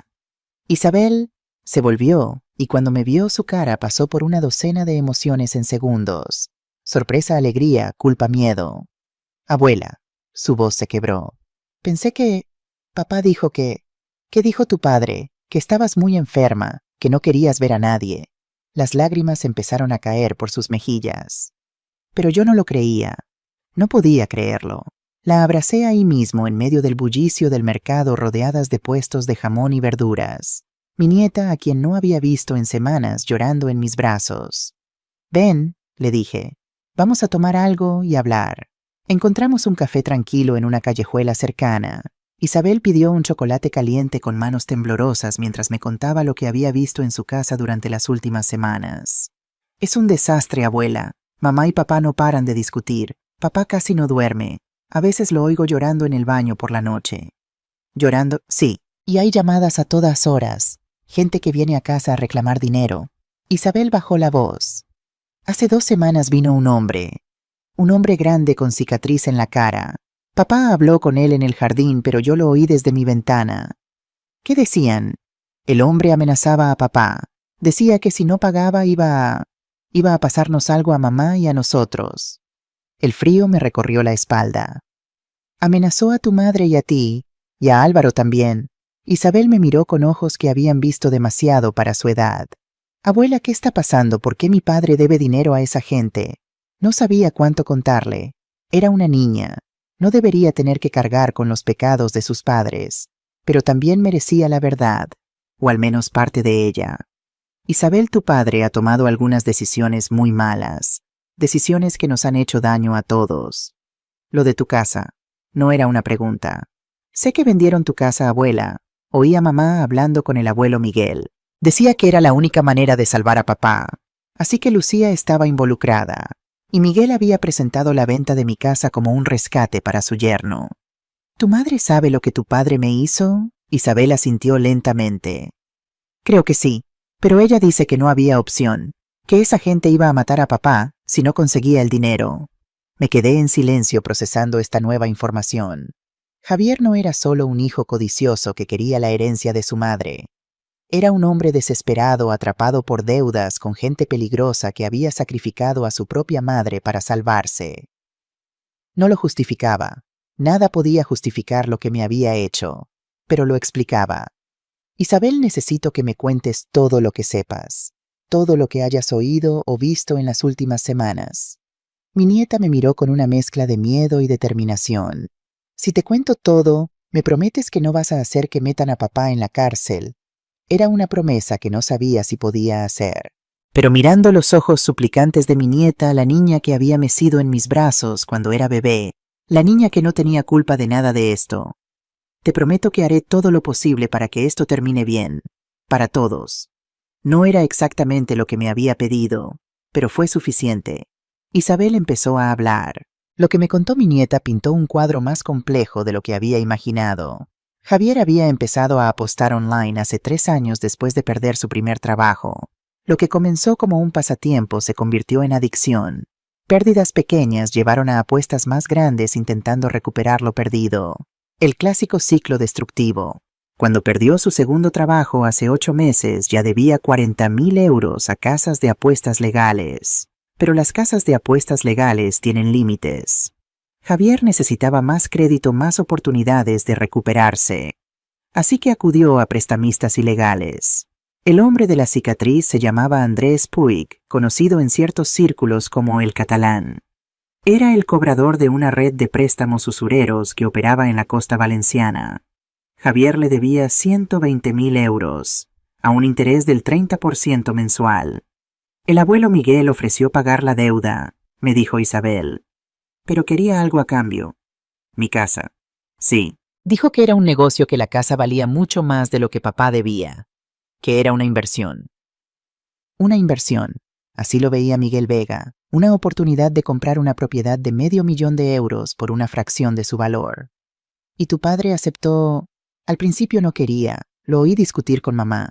Decía que no podía hacerte eso, que eras su madre. Isabel bajó la mirada. Pero entonces el catalán vino otra vez, y esta vez trajo fotos. ¿Fotos de qué? De mí, saliendo del instituto, de Álvaro en el parque, de mamá entrando al banco. La voz de Isabel tembló. Dijo que si papá no pagaba en 2 semanas empezaría a cobrar de otras maneras. Dios mío, amenazas a niños, amenazas a mi propia nieta. La rabia que sentía hacia Javier se mezcló con algo más complicado. Seguía siendo culpable, seguía habiéndome traicionado, pero ahora entendía que él también era víctima, una víctima de su propia debilidad, de su adicción de gente mucho más peligrosa que él. Isabel, ¿tu padre sabe que estás hablando conmigo? No, me mataría si se enterara. Hizo una pausa. Bueno, no me mataría, pero se enfadaría mucho. ¿Por qué viniste al mercado sola? Necesitaba salir de casa. El ambiente es insoportable, abuela. Mamá y papá apenas se hablan, papá duerme en el sofá, y cada vez que suena el teléfono todos saltamos como si fuera una bomba. Miré a mi nieta, esta niña que estaba cargando con el peso de los errores de sus padres. Isabel, escúchame, Lo que está pasando entre tu padre y yo es complicado, y no te voy a mentir diciendo que todo va a estar bien. Pero quiero que sepas una cosa, tú no tienes la culpa de nada. Ni tú ni tu hermano. Lo sé, pero... No hay peros. Sois niños, Los adultos hemos hecho cosas terribles, pero vosotros sois inocentes. Le tomé las manos. Y pase lo que pase, siempre serás mi nieta. Eso no va a cambiar nunca. Isabel lloró otra vez, pero esta vez parecían lágrimas de alivio. Antes de separarnos, intercambiamos números de teléfono en secreto. Le hice prometer que me llamaría si algo malo pasaba, si se sentía en peligro. Y tomé una decisión. Mi objetivo ya no era solo recuperar mi casa y castigar a Javier. Ahora había algo más importante en juego. Tenía que proteger a mis nietos. Aunque eso significara encontrar una manera de ayudar al hijo que me había traicionado. El mes siguiente fue un ejercicio de paciencia y estrategia. Con la información que tenía, incluyendo lo que Isabel me había contado, empecé a construir una red de aliados reales. Personas que tenían sus propias razones para querer ver caer a Miguel Vega. La primera aliada vino a través de Pilar. Elena Torres era una periodista de 35 años que trabajaba para Canal 9, la televisión autonómica valenciana. Pelo rojo, ojos inteligentes y una reputación de perseguir a corruptos sin importar las consecuencias. Llevo 2 años investigando a Miguel Vega, me dijo en nuestra primera reunión que celebramos en un café discreto del barrio del Carmen. Sé que está comprando propiedades en el Cabañal y otros barrios por debajo de precio. Sé que usa testaferros y empresas fantasma. Lo que no tengo son pruebas suficientes para publicar. ¿Qué tipo de pruebas necesitas? Testimonios de víctimas, documentos que muestren el patrón de fraude, conexiones entre las diferentes compras. Elena se inclinó hacia adelante. ¿Y si es posible algo que conecte a Vega con actividades criminales más serias? Le conté mi historia, todo incluyendo lo de El Catalán y las amenazas a mi familia. Elena tomó notas furiosamente. Esto es exactamente lo que necesitaba, un caso concreto con víctima identificable, documentación bancaria y conexión con el crimen organizado. Me miró con respeto. Señora Fernández, ¿estaría dispuesta a aparecer en cámara? Si eso ayuda a exponer a estos criminales, haré lo que sea necesario. Podría ser peligroso. Vega tiene recursos y conexiones. Pensé en mi nieta Isabel, en el miedo en sus ojos cuando me habló de las amenazas. Ya estoy en peligro. Al menos así el peligro servirá para algo. La segunda aliada fue doña Mercedes Ortega, presidenta de la Asociación de Vecinos de El Cabañal. Mercedes tenía 78 años, una lengua afilada como un cuchillo, y había pasado las últimas 3 décadas luchando contra promotores inmobiliarios que querían destruir el barrio. Vega no es el primero, me dijo mientras tomábamos horchata en su terraza con vistas al mar. Llevan 30 años intentando echarnos. Primero fue el ayuntamiento con aquel proyecto de prolongar la avenida Blasco Ibáñez. Después fueron los especuladores de la burbuja. Ahora son los fondos de inversión y gentuza como Vega. ¿Cuántas familias han sido afectadas? Que yo sepa, al menos 6 en los últimos 2 años. Ancianos solos, inmigrantes que no entienden bien el español, gente con problemas económicos. Mercedes sacudió la cabeza. Todos vendieron por una fracción del valor real. Algunos ni siquiera recuerdan haber firmado. ¿Cree que podríamos reunirlos, hacer un frente común? Puedo intentarlo, pero muchos tienen miedo. Han recibido visitas, amenazas veladas. No quieren más problemas. ¿Y usted no tiene miedo? Mercedes me dedicó una sonrisa que había visto batallas peores que esta. Cariño, tengo 78 años, 3 infartos y un cáncer en remisión. ¿Qué van a hacerme? Matarme? Río con una carcajada ronca. Les ahorraría los gastos del geriátrico. Me gustó inmediatamente. El tercer aliado fue el más inesperado. El inspector Carlos García tenía 52 años, un bigote poblado al estilo de los 80 y trabajaba en la Unidad de Delitos Económicos de la Policía Nacional. Fue Elena quien organizó el encuentro. García lleva meses investigando una red de blanqueo de capitales conectada con el sector inmobiliario. Me explicó antes de la reunión. Cree que Vega es una pieza del puzzle, pero no tiene suficiente para justificar una investigación formal. El inspector me recibió en una cafetería anodina cerca de la Jefatura Superior de Policía. Vestía de civil vaqueros y polo, y parecía más un profesor universitario que un policía. Señora Fernández, he revisado la documentación que me envió Elena. García abrió una carpeta discreta. Es interesante. Interesante ¿en qué sentido? En el sentido de que encaja con un patrón que hemos observado.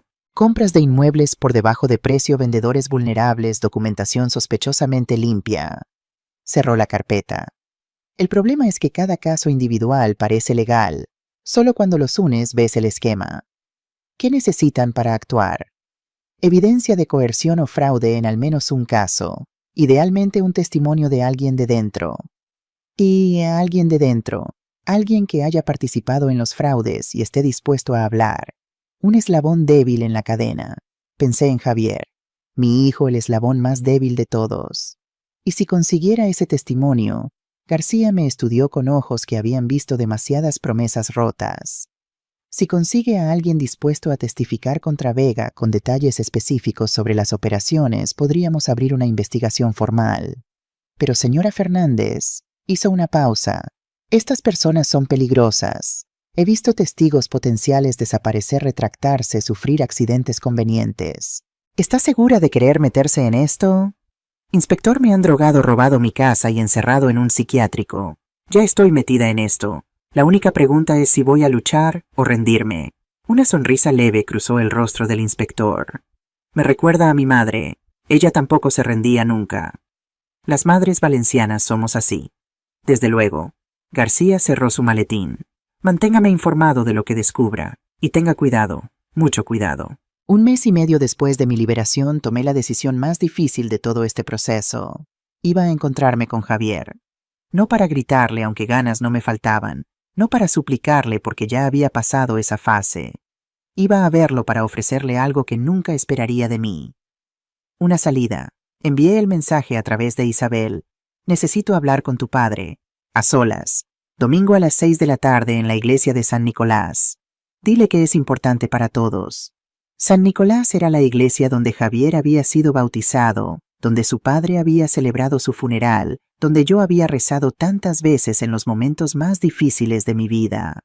Era territorio neutral, pero también sagrado, un lugar donde las mentiras pesaban más. El domingo llegué media hora antes, sentándome en uno de los bancos traseros. La iglesia estaba casi vacía, la misa de la tarde había terminado hace rato y la luz entraba a través de las vidrieras centenarias pintando el suelo de colores. Javier apareció a las 6:10 con aspecto de no haber dormido en días. Estaba más delgado que nunca, casi demacrado. Los ojos hundidos, la ropa arrugada, el pelo sin peinar. Parecía un hombre al borde del colapso. Se sentó a mi lado sin decir nada. Durante largos minutos ambos miramos el altar en silencio. Fui yo quien habló primero. ¿Te acuerdas de cuando tenías 7 años y te escapaste de casa porque no querías ir al dentista? Javier soltó una risa amarga. Me encontraste en el parque detrás de los columpios. Llevaba escondido 3 horas. Estaba aterrorizada. Pensé que te había pasado algo terrible. Hice una pausa. Cuando te encontré no te grité. ¿Te acuerdas de lo que te dije? Dijiste... Su voz se quebró. Dijiste que huyendo no se solucionan los problemas. Que los problemas te persiguen hasta que los enfrentas. Eso mismo. Otro silencio largo. En algún lugar de la iglesia una vela crepitaba. Mamá, lo siento. Las palabras salieron rotas como cristal fragmentado. Sé que lo sientes, pero lo siento no devuelve mi casa, no devuelve mis ahorros, no borra las noches que pasé en ese psiquiátrico sin saber si alguna vez saldría. Javier se encogió como si cada palabra fuera un golpe. No tenía opción. Esa gente iba a matar a Lucía, a los niños. Tenías otra opción. Mi voz era firme pero no cruel. Podías haber venido a mí. Podías haberme contado la verdad. Podías haber pedido ayuda antes de que todo se descontrolara. ¿Y qué habrías hecho? No tenías 120.000 euros. No, pero habría vendido la casa yo misma por su valor real y habríamos usado el dinero para pagar la deuda y empezar de nuevo. Lo miré directamente. En cambio elegiste drogarme, mentirme, encerrarme como a una loca. Elegiste tratarme como a un obstáculo, no como a tu madre. Javier lloraba ahora sin hacer ruido, las lágrimas cayendo por sus mejillas demacradas. No sé cómo acabé así. No sé en qué momento me convertí en este... monstruo. No eres un monstruo, Javier. Eres un hombre débil que tomó decisiones terribles. Me volví hacia él. Pero todavía puedes elegir qué hacer ahora. ¿Qué quieres decir? Saqué el móvil del bolso y lo dejé en el banco entre nosotros. Quiero que me cuentes todo, cada detalle de lo que pasó desde el principio. Cómo empezaron las apuestas, cómo conociste a El Catalán, cómo se involucró Miguel Vega, qué papel jugó Lucía. Hice una pausa. Y quiero grabarlo. Javier palideció. Mamá, si hago eso, si testifico contra Miguel, me destruirá. Tiene conexiones en todas partes. ¿Y el catalán? El catalán te destruirá de todas formas si no pagas. La única pregunta es si te destruyes solo o si llevas a los verdaderos culpables contigo. Miguel es el padre de mi mujer. Miguel es el hombre que compró tu casa robada por menos de la mitad de su valor. No te salvó por bondad, Javier. Te compró. Hay una diferencia. Mi hijo se quedó mirando el altar durante lo que pareció una eternidad. Si hago esto, ¿qué pasará conmigo? No lo sé. Probablemente tendrás que enfrentar consecuencias legales. Lo que me hiciste fue un delito. Vi cómo se hundía más en el banco. Pero si cooperas con la policía y ayudas a desmantelar la red de Vega, puede que el juez tenga eso en cuenta. ¿Y tú? ¿Me perdonarás algún día? La pregunta más difícil de todas. No lo sé, respondí honestamente. Tal vez nunca. Lo que hiciste rompió algo entre nosotros que quizás no se pueda reparar. Vi el dolor en sus ojos, y a pesar de todo sentí una punzada de la que fue mi amor maternal. Pero sigues siendo mi hijo. Y si hay una manera de que salgas de esto sin destruir completamente tu vida y la de tus hijos, quiero encontrarla. Javier respiró profundamente como un hombre preparándose para saltar al vacío. ¿Qué quieres saber? Todo. Pulsé grabar en el móvil, y mi hijo empezó a hablar. Durante las siguientes 2 horas, Javier me contó todo. Cómo empezó a apostar después de perder su primer trabajo buscando una manera de recuperar el dinero que ya no ganaba. Cómo las pérdidas pequeñas se convirtieron en grandes y las grandes en catastróficas. Cómo conoció a El Catalán en un bar de mala muerte, un hombre que ofrecía soluciones financieras para gente en su situación. Cómo los intereses usureros convirtieron una deuda de 20.000 euros en 120.000 en apenas un año. Cómo El Catalán empezó a presionar primero con palabras, después con amenazas, finalmente con fotos de sus hijos. Cómo Miguel Vega apareció con una propuesta de negocios. Él pagaría la deuda a cambio de mi casa. Pero no a precio de mercado, por supuesto. A precio de ganga. Cómo Lucía, desesperada por salvar a su familia, convenció a Javier de que no había otra opción. Cómo el abogado Solís redactó los documentos que harían todo legal. Cómo el doctor Ramírez, que debía dinero al propio Solís por una mala inversión, accedió a mantenerme internada el tiempo necesario. Cómo todo el plan se ejecutó con precisión militar mientras yo dormía un sueño químico del que nadie esperaba que despertara lúcida. Miguel ha hecho esto antes, dijo Javier al final con voz agotada, con al menos otras 5 propiedades que yo sepa. Siempre el mismo método: encontrar gente desesperada o vulnerable, conseguir sus casas por nada, luego revenderlas o derribarlas para construir apartamentos de lujo. Y El Catalán trabaja con Miguel. No directamente, pero se conocen, se mueven en los mismos círculos. Hay un hombre por encima de ambos, alguien que controla tanto el préstamo ilegal como el blanqueo a través de inmuebles. ¿Quién? No lo sé. Miguel lo llama el socio, pero nunca lo he visto. Javier me miró con ojos vacíos. Mamá, ¿en qué me he metido? Le puse una mano en el hombro, no como consuelo, sino como ancla. En un lío muy grande. Pero hay una manera de salir. ¿Cuál? Vas a repetir todo lo que me has contado delante de un inspector de policía. Y vas a ayudarles a reunir las pruebas que necesitan para derribar a Miguel Vega. Lucía me dejará. Sus padres me odiarán. Probablemente. Puedo ir a la cárcel. Es posible. ¿Por qué debería hacerlo? Señalé hacia el altar donde una estatua de la Virgen nos miraba con ojos serenos. Porque es lo correcto. Porque tus hijos merecen un padre que asuma sus errores en lugar de huir de ellos. Y porque muy en el fondo sigue siendo el niño que una vez me prometió que siempre sería bueno. Javier lloró en silencio durante un largo rato. Finalmente asintió. Está bien, lo haré. Detuve la grabación. Tenía más de 2 horas de testimonio detallado, nombres, fechas, métodos. Suficiente para que el inspector García abriera una investigación formal. Suficiente para empezar a recuperar lo que era mío. Me levanté para irme, pero Javier me tomó del brazo. Mamá, ¿hay alguna posibilidad de que algún día podamos ser familia otra vez? Lo miré, este hombre roto que había sido mi bebé, mi niño, mi orgullo, este extraño que me había traicionado de la peor manera posible. No lo sé, Javier. Honestamente no lo sé. Hice una pausa. Pero supongo que empezar a hacer lo correcto es un primer paso. Salí de la iglesia mientras el sol de la tarde teñía el cielo de Valencia de naranja y rosa. Tenía la grabación. Tenía aliados. Tenía un plan. La parte 2 de mi batalla había terminado. Ahora venía la parte 3, la confrontación final. Y esta vez iba a ganar. 2 días después de mi encuentro con Javier en la iglesia, todo estaba listo. Elena Torres había preparado un reportaje de investigación que se emitiría en el telediario de máxima audiencia. El inspector García había reunido suficiente evidencia preliminar para solicitar una orden de investigación formal contra Miguel Vega.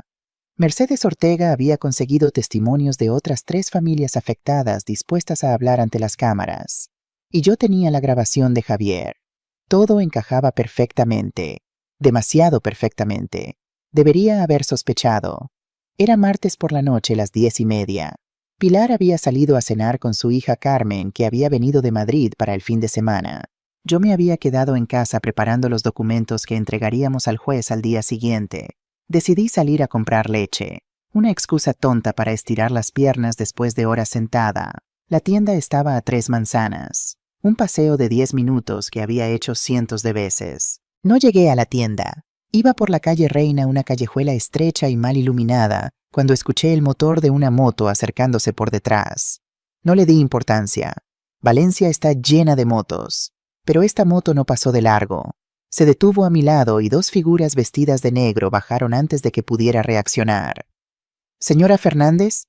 La voz era masculina áspera. «¿Quién pregunta?» No respondieron con palabras. El primer golpe me alcanzó en el costado cortándome la respiración. El segundo en las piernas haciéndome caer al suelo. Sentí que me arrancaban el bolso de las manos, el bolso donde llevaba copias de los documentos, mi teléfono, todo. «Esto es un aviso». Una cara se acercó a la mía oculta tras un pasamontañas. «Retírate, olvida todo, o la próxima vez no será solo un aviso». Un tercer golpe en la espalda, y después el ruido de la moto alejándose. Me quedé en el suelo jadeando durante lo que parecieron horas, pero probablemente fueron minutos. El dolor era intenso, pero no tanto como el miedo. Sabían todo. Alguien había filtrado información. Con esfuerzo me arrastré hasta la pared más cercana y me apoyé contra ella. Nada parecía roto, gracias a Dios, por los huesos valencianos, pero tendría moratones durante semanas. Un vecino me encontró 10 minutos después y llamó a una ambulancia. En el hospital, mientras me curaban las heridas superficiales, mi mente trabajaba febrilmente. ¿Quién había filtrado la información? No podía ser Pilar ni su familia. Eran leales hasta la médula. Elena Torres, improbable. Un escándalo así arruinaría su carrera. El inspector García, posible pero arriesgado para él. Javier, el pensamiento me dolió más que los golpes. Había vuelto a traicionarme. Había ido corriendo a Miguel después de nuestra conversación en la iglesia. No lo creía. Había visto el miedo en sus ojos, la desesperación genuina. Javier estaba demasiado hundido para jugar a 2 bandas. Entonces, ¿quién? La respuesta llegó cuando Pilar vino a recogerme al hospital con el rostro pálido de preocupación. «Claudia, Dios mío, ¿qué te han hecho?» «Estoy bien, solo magulladuras». La abracé para tranquilizarla. «¿Cómo te has enterado?» Me llamó el inspector García. Dice que... Pilar bajó la voz. Dice que hay una filtración en la policía. Alguien avisó a Vega de la investigación. Una filtración policial. Por supuesto. Miguel Vega no había construido su imperio sin conexiones en todas partes. Policías, jueces, políticos, todos tenían un precio. «¿Qué hacemos ahora?», preguntó Pilar mientras salíamos del hospital. Me detuve en la acera respirando el aire nocturno de Valencia. Me dolía todo el cuerpo, pero la mente estaba más clara que nunca. «Hacemos exactamente lo que teníamos planeado». «Pero Claudia, te han atacado. La próxima vez podrían matarme». Solté una risa seca que me costó una punzada en las costillas. «Pilar, tengo 67 años. He vivido una buena vida. Si estos cabrones creen que van a asustarme con unos golpes, no me conocen». «No hables así». «Hablo como quiero». La miré fijamente. Escucha, si nos retiramos ahora habrán ganado. Y no solo habrán ganado contra mí, habrán ganado contra todas las otras familias a las que han robado, contra todos los ancianos que vendrán después. Si yo me rindo, envío el mensaje de que la gente como Vega puede hacer lo que quiera sin consecuencias. Pero el riesgo ya está aquí. La única pregunta es si lo enfrentamos o huimos. Le apreté la mano. Yo no voy a huir, pero si tú quieres distanciarte lo entenderé. Ya has hecho demasiado por mí. Pilar me miró durante un largo momento. Después su expresión se endureció. Claudia Fernández, llevo 40 años siendo tu vecina. He visto cómo levantaste a tu hijo sola, cómo trabajaste hasta reventar, cómo mantuviste la cabeza alta cuando otros se habrían hundido. Dio un paso adelante. Si crees que voy a dejarte sola ahora, estás más loca que lo que decía ese psiquiátrico. Por primera vez en días sonreí de verdad.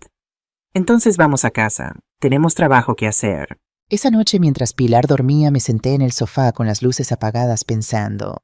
El ataque había sido una advertencia, pero también había sido un error. Antes yo era solo una anciana con sospechas. Ahora era una víctima de agresión con un informe médico y una denuncia policial. Si algo me pasaba, habría investigación. Preguntas. Escrutinio. Vega había querido asustarme, pero en realidad me había dado más munición.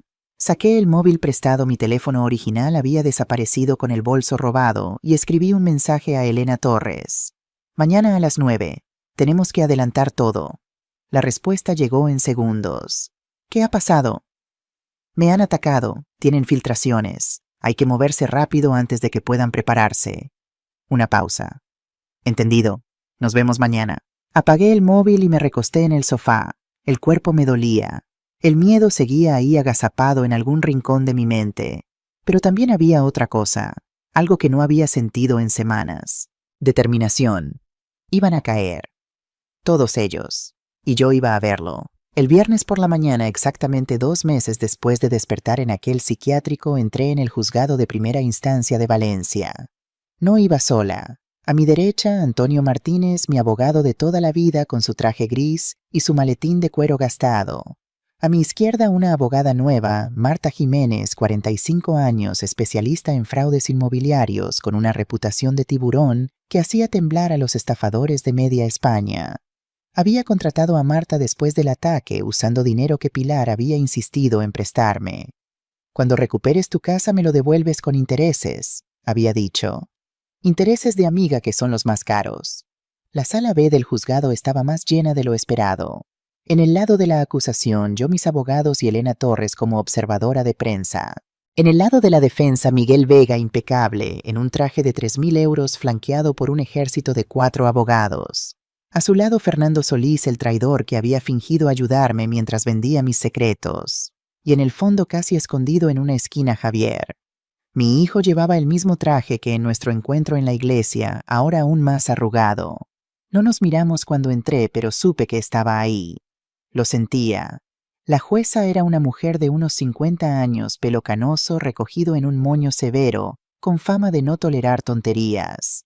Se llamaba Esperanza Requena, y su nombre, pensé, era un buen augurio. Procedemos a la vista preliminar en el caso Fernández contra Vega Inmobiliaria, anunció.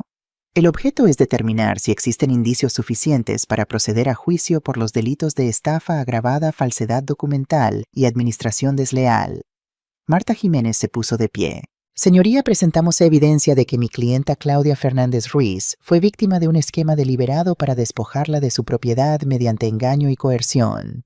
Tenemos documentación que demuestra irregularidades en el poder notarial, análisis toxicológicos que prueban que fue drogada y testimonios de múltiples testigos. Adelante, letrada. Durante la siguiente hora, Marta desplegó nuestras pruebas con precisión quirúrgica. Los extractos bancarios que mostraban cómo Javier había vaciado mi cuenta sistemáticamente. Los análisis de sangre con rastros de benzodiazepinas. El informe del registro de la propiedad mostrando que la casa se vendió por el 40% de su valor tasado. La declaración del notario admitiendo que la grabación de seguridad estaba en mantenimiento el día de la firma. Y finalmente las grabaciones de las cámaras de seguridad, las que habíamos recuperado del servidor de backup, las que mostraban a Javier añadiendo algo a mi comida, las que documentaban la firma del poder notarial con una mujer claramente sedada que apenas podía mantener los ojos abiertos. La sala quedó en silencio cuando las imágenes aparecieron en la pantalla. Me vi a mí misma en ese video con los ojos vidriosos, la cabeza cayendo hacia adelante mientras firmaba documentos que no podía leer. Vi a mi hijo Io sosteniendo mi mano guiando el bolígrafo. Vi a Solís sonriendo en el fondo satisfecho con su trabajo. Fue como ver mi propio asesinato. «Objeción», dijo el abogado principal de Vega, un hombre llamado Rodríguez. «La autenticidad de estas grabaciones no ha sido verificada por un perito independiente». «Tenemos certificación del servidor donde estaban almacenadas», respondió Marta. «Y el técnico que instaló el sistema está dispuesto a testificar». «Señoría, estas grabaciones podrían haber sido manipuladas». «Silencio», cortó la jueza Requena. «Acepto las grabaciones como prueba preliminar. Su autenticidad será verificada si el caso procede a juicio». Miró a los abogados de Vega con expresión gélida. «¿Tiene la defensa algo que añadir?» Rodríguez se levantó ajustándose la corbata. «Señoría, el señor Vega niega cualquier participación en actos ilícitos. Compró la propiedad de buena fe a un precio acordado entre partes. Si existió fraude por parte del vendedor, el hijo de la demandante, mi cliente no tenía conocimiento de ello». «¿Está sugiriendo que el señor Vega pagó 180.000 euros por una propiedad de 460.000 sin sospechar nada irregular?» «El mercado inmobiliario tiene fluctuaciones, señoría. El señor Vega simplemente aprovechó una oportunidad de negocio». La jueza no parecía convencida, pero mantuvo la expresión neutra. «¿Algo más?» Rodríguez sonrió con esa confianza que tienen los abogados caros cuando saben algo que los demás no saben. «Sí, señoría. Solicitamos que se desestime el caso por falta de credibilidad de la demandante». «¿Perdón?» La señora Fernández estuvo internada en un centro psiquiátrico durante más de una semana por síntomas de demencia senil. Tenemos el informe del doctor Héctor Ramírez que documenta episodios de confusión, alucinaciones y comportamiento errático. Rodríguez levantó un documento.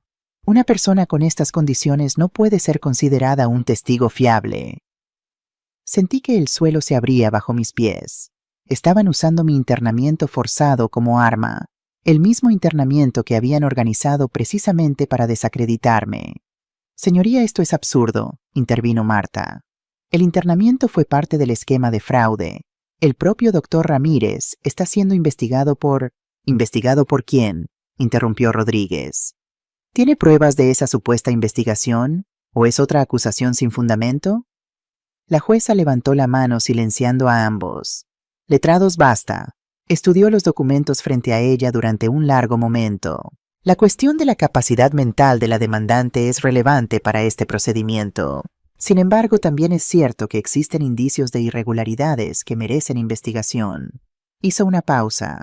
Mi corazón latía tan fuerte que estaba segura de que todos podían oírlo. «Mi decisión preliminar es...» «Señoría», una voz desde el fondo de la sala. «Solicito permiso para testificar». Todos se volvieron. Javier estaba de pie pálido como un fantasma, pero con expresión decidida. «¿Quién es usted?», preguntó la jueza. «Javier Fernández López, el hijo de la demandante», tragó saliva, «y la persona que la drogó para robarle la casa». El silencio que siguió fue absoluto. Miguel Vega se había puesto de pie con el rostro desencajado. Sus abogados intercambiaban miradas de pánico.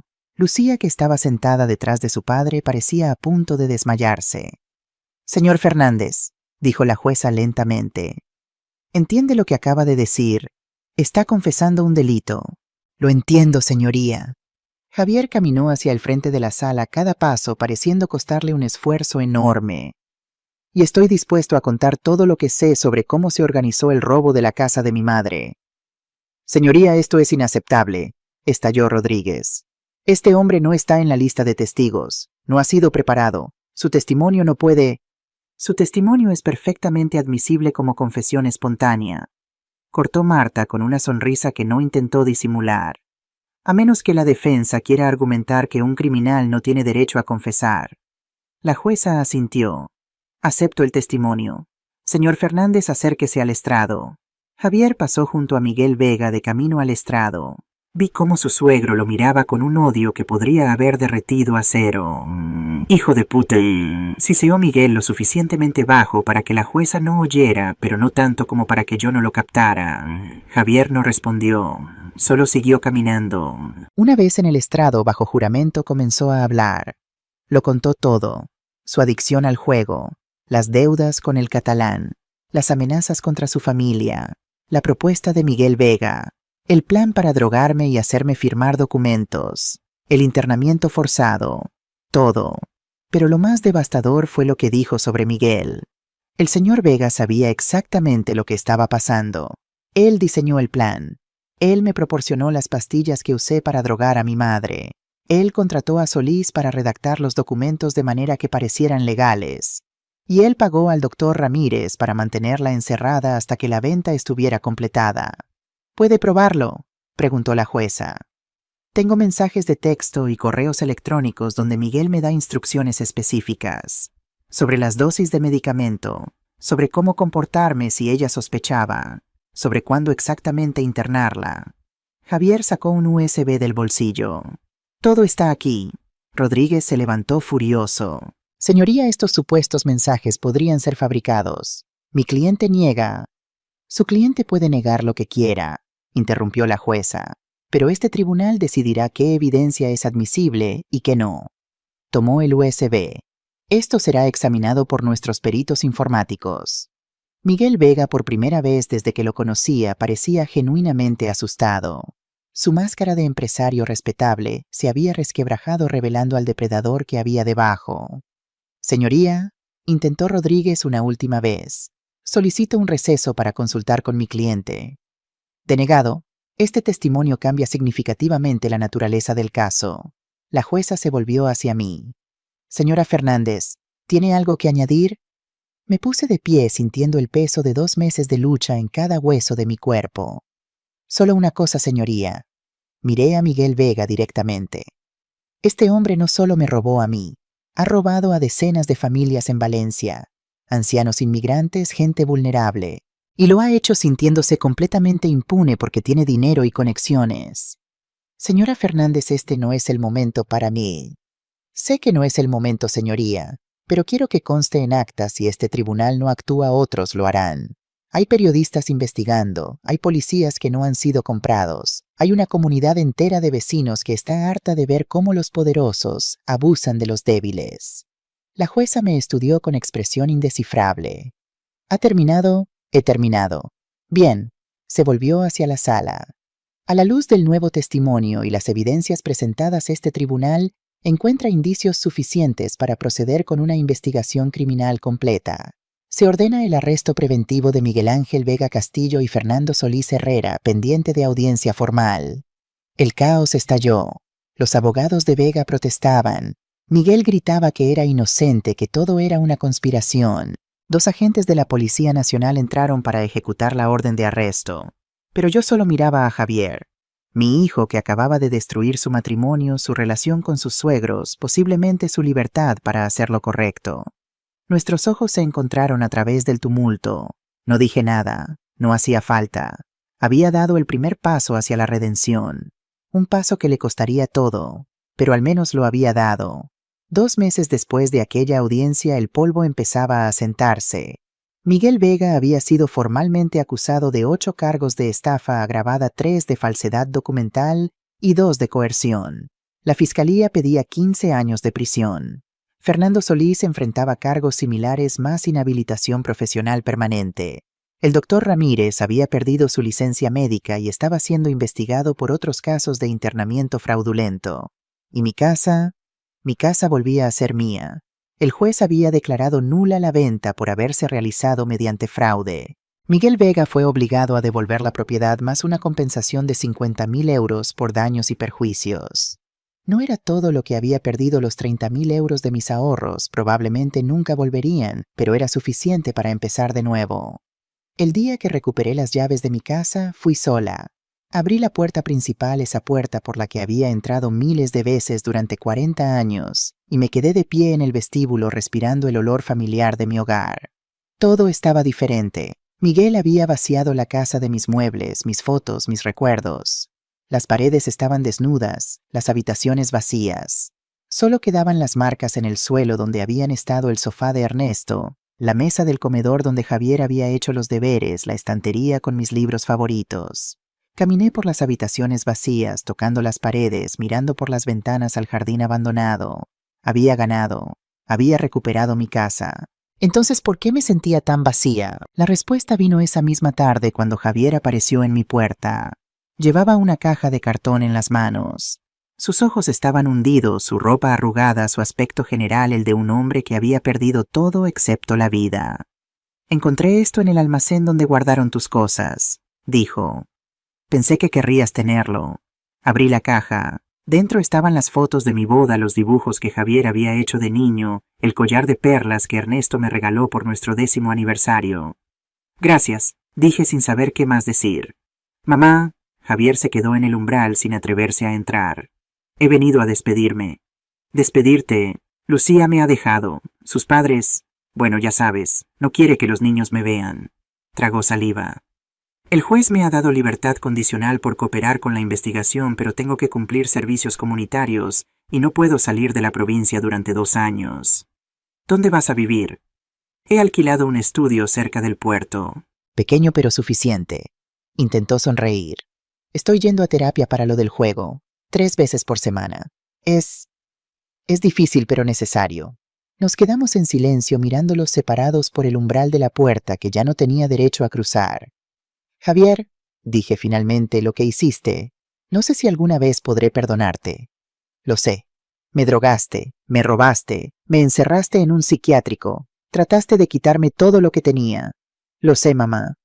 Y sin embargo», respiré profundamente, «y sin embargo al final hiciste lo correcto. Testificaste, sacrificaste tu matrimonio, tu reputación, tu relación con tus hijos. No porque te obligara nadie, sino porque elegiste hacerlo. Era lo menos que podía hacer». «No, era lo más que podías hacer». Di un paso adelante acercándome a él. «Javier, no sé qué somos ahora. No somos la madre y el hijo que éramos antes. Eso se ha roto tal vez para siempre, pero tampoco somos enemigos. ¿Qué somos entonces? No lo sé. Supongo que tendremos que descubrirlo». Por primera vez en meses vi un destello de algo en los ojos de mi hijo. No esperanza exactamente, pero tal vez la posibilidad de esperanza. Puedo venir a verte alguna vez. Puedes venir. No te prometo que será fácil. No te prometo que un día seamos familia otra vez, pero puedes venir». Javiera sintió las lágrimas corriendo por sus mejillas. «Gracias, mamá». Se fue sin abrazarme. Todavía no estábamos listos para eso. Tal vez nunca lo estaríamos. Pero al menos había un camino difícil, lleno de dolor y desconfianza, pero un camino al fin y al cabo. 6 meses después mi vida había encontrado un nuevo ritmo. La casa estaba amueblada de nuevo, aunque de manera diferente. Había comprado muebles nuevos más sencillos que los anteriores. Había pintado las paredes de colores más claros. Había plantado flores nuevas en el jardín. Era la misma casa, pero también era diferente.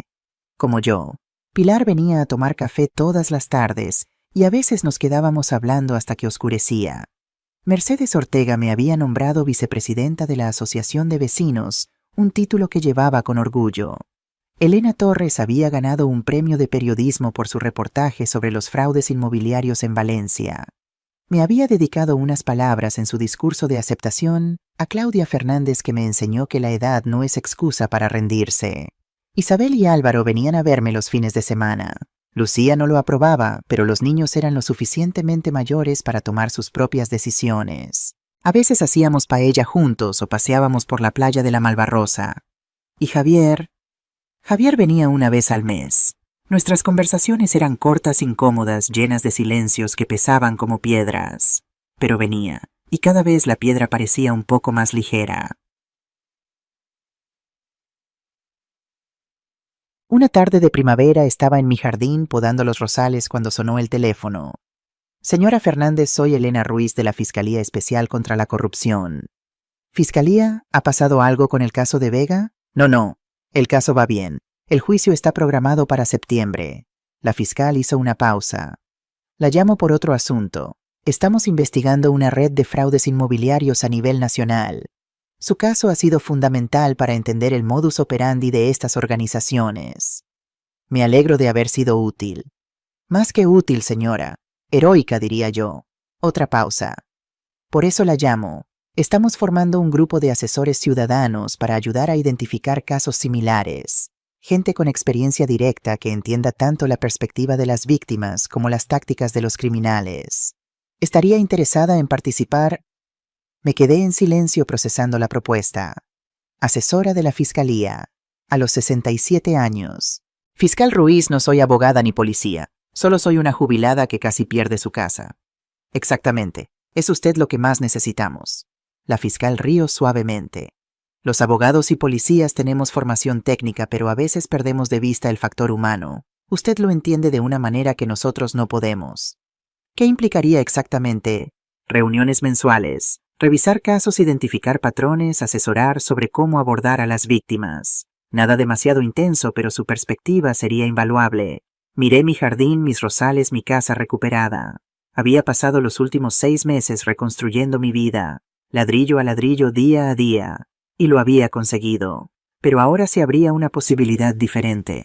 La posibilidad de que mi experiencia, todo ese dolor y esa lucha, sirviera para algo más que mi propia supervivencia.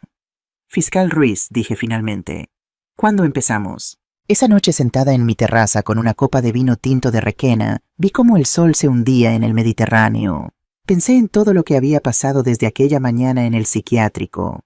El miedo, la rabia, la traición, la lucha, las alianzas forjadas y las relaciones rotas, las victorias y las pérdidas. Pensé en Javier, mi hijo roto que intentaba reconstruirse. Pensé en mis nietos que me habían enseñado que el amor puede sobrevivir incluso a las peores traiciones. Pensé en Pilar, mi amiga de 40 años que había estado a mi lado cuando todos los demás me habían dado la espalda. Y pensé en mí misma, en la mujer que había sido la mujer en que me había convertido, la mujer que todavía estaba por descubrir. A los 67 años había perdido casi todo y lo había recuperado casi todo. Y en el proceso había encontrado algo que ni siquiera sabía que buscaba un propósito. No era el propósito que había imaginado para mis años de jubilación. No eran los nietos, los viajes, las tardes tranquilas que había soñado. Era algo más difícil, más importante, más real. Era la certeza de que mi vida todavía tenía sentido, de que mis experiencias, incluso las más dolorosas, podían servir para ayudar a otros, de que la edad no era el final de nada, sino el comienzo de algo diferente. Levanté mi copa hacia el horizonte brindando con el mar y el cielo y la ciudad que me había visto crecer. Por las segundas oportunidades, murmuré, y por las viejas que se niegan a rendirse. Bebí el vino sintiendo su calor recorrerme el cuerpo. Mañana empezaría mi trabajo con la fiscalía. Mañana seguiría reconstruyendo mi relación con Javier. Mañana continuaría viviendo, luchando, existiendo. Porque eso es lo que hacemos las mujeres de El Cabañal. Sobrevivimos.